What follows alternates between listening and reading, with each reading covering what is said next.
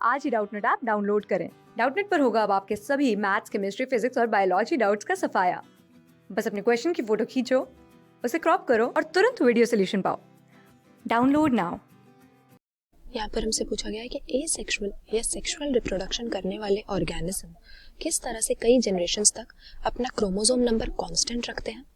अब हमें पता है कि लिविंग वर्ल्ड में दो मोड्स होते हैं रिप्रोडक्शन के, एक एसेक्सुअल और दूसरा सेक्सुअल।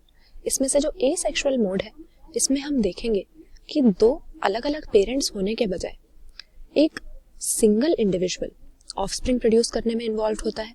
इसीलिए क्योंकि एक ही पेरेंट है तो ये ऑफस्प्रिंग जो प्रोड्यूस होते हैं ये आपस में और इस पेरेंट के साथ आइडेंटिकल होते हैं, या हम कह सकते हैं कि ये इसके क्लोन होते हैं। क्लोन से हमारा क्या मतलब है?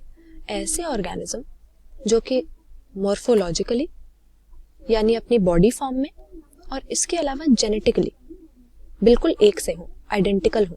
तो यहाँ पर एसेक्सुअल रिप्रोडक्शन में तो क्रोमोसोम नंबर कांस्टेंट रखना कोई प्रॉब्लम ही नहीं है, क्योंकि हम देख रहे हैं कि ऑफस्प्रिंग यहाँ पर जो प्रोड्यूस होते हैं वो जेनेटिकली आइडेंटिकल होते हैं या क्लोन होते हैं।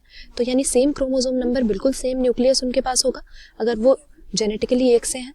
एग्जाम्पल अगर हम इसका लें एसेक्सुअल रिप्रोडक्शन में क्रोमोसोम नंबर की मेंटेनेंस का, तो सपोज अमीबा की हम बात कर रहे हैं। अब अमीबा एसेक्सुअल रिप्रोडक्शन करता है बाइनरी फिशन के थ्रू। तो एक सेल है अमीबा का, उसको दो डॉटर सेल्स में डिवाइड होना है बाइनरी फिशन करके।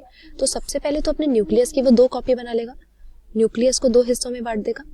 इसको हम कैरियोकाइनेसिस कहेंगे।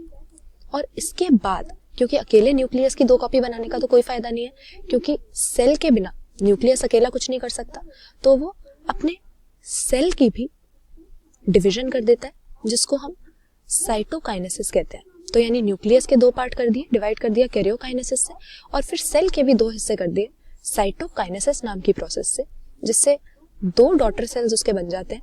और ये डॉटर सेल्स बिल्कुल पेरेंट अमीबा की तरह ही जेनेटिकली और मॉर्फोलॉजिकली होंगे, यानी इनके पास सेम जीनोम, सेम न्यूक्लियस जाएगा, तो क्रोमोसोम नंबर कांस्टेंट रहेगा। ये तो बात हो गई एसेक्सुअल रिप्रोडक्शन की।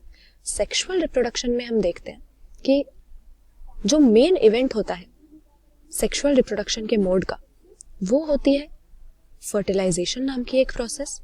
इस प्रोसेस में दो अलग अलग टाइप के हेप्लॉइड सेल्स आपस में मिलते हैं या फ्यूजन करते हैं, और इन्हीं हेप्लॉइड सेल्स को हम गैमीट्स कहते हैं। दो अलग अलग तरह से हमारा क्या मतलब है?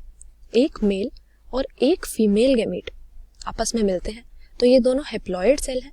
इन दोनों के यूनियन से, इन दोनों के मिल जाने से हमें जाइगोट नाम का एक डिप्लॉइड सेल मिलेगा, जिससे क्रोमोसोम नंबर रिस्टोर हो जाता है। क्योंकि यहाँ पर अगर डिप्लॉइड ऑर्गेनिज्म की हम बात करें तो उसके बॉडी सेल्स तो 2n थे, लेकिन ये गैमीट्स बनाने के लिए जो आपस में फ्यूज करते हैं फर्टिलाइजेशन की प्रोसेस में, मियोसिस को यूज किया जाता है।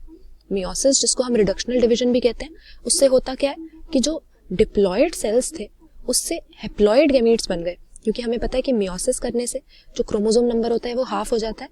तो ऐसे डिप्लॉइड एनिमल ने मियोसिस करके गैमीट्स हेप्लॉइड बना दिए, और मेल और फीमेल इन दो तरह के हेप्लॉइड सेल्स के आपस में फ्यूजन करने से या फर्टिलाइजेशन करने से दोबारा हमें जाइगोट नाम का एक डिप्लॉइड सिंगल सेल मिल गया। यही आगे जाकर मल्टीपल सेल डिविजन्स करेगा, इससे एम्ब्रियो बनेगा जो नए ऑर्गेनिज्म को राइज देगा, और इसमें भी हमारे पेरेंट ऑर्गेनिज्म की तरह 2n ही क्रोमोसोम नंबर रहेगा। तो यहाँ पर हमसे यही पूछा था कि एसेक्सुअली और सेक्सुअली रिप्रोड्यूसिंग ऑर्गेनिज्म में किस तरह से क्रोमोसोम नंबर कांस्टेंट रखा जाता है जनरेशंस तक। तो एसेक्सुअल रिप्रोडक्शन में तो कोई दिक्कत ही नहीं है, क्योंकि जो ऑफस्प्रिंग होते हैं वो पेरेंट के क्लोन होते हैं, जेनेटिकली बिल्कुल आइडेंटिकल होंगे, इसीलिए उनका क्रोमोसोम नंबर भी सेम रहता है।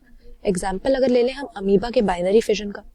फिर सेक्सुअल रिप्रोडक्शन के मोड की जब बात करते हैं तो इसमें कोई भी डिप्लॉइड ऑर्गेनिज्म मियोसिस की प्रोसेस से हेप्लॉइड गैमीट्स प्रोड्यूस करता है, जिनके फ्यूजन से हमें दोबारा डिप्लॉइड जाइगोट मिल जाता है। इस तरह से रिप्रोडक्शन में क्रोमोसोम नंबर को हम मेंटेन करके रखते हैं। इसका एग्जाम्पल अगर हम लेना चाहें तो सबसे कॉमन एग्जाम्पल हमारे पास अपना खुद का ह्यूमन बींग्स का हो जाता है, जिसमें नॉर्मल बॉडी की डिप्लॉइड कंडीशन होती है, लेकिन जो गैमीट्स होते हैं यानी स्पर्म और ओवम जो होते हैं वो मियोसिस से हेप्लॉइड कर दिए जाते हैं, ताकि जाइगोट में दोबारा डिप्लॉइड कंडीशन हमें मिल सके। क्लास 6 से 12 से लेके नीट, IIT, JEE मेंस और एडवांस के लेवल तक 10 मिलियन से ज्यादा स्टूडेंट्स का भरोसा। आज ही डाउनलोड करें डाउटनेट ऐप या व्हाट्सएप कीजिए अपने डाउट्स 8400 400 400 पर।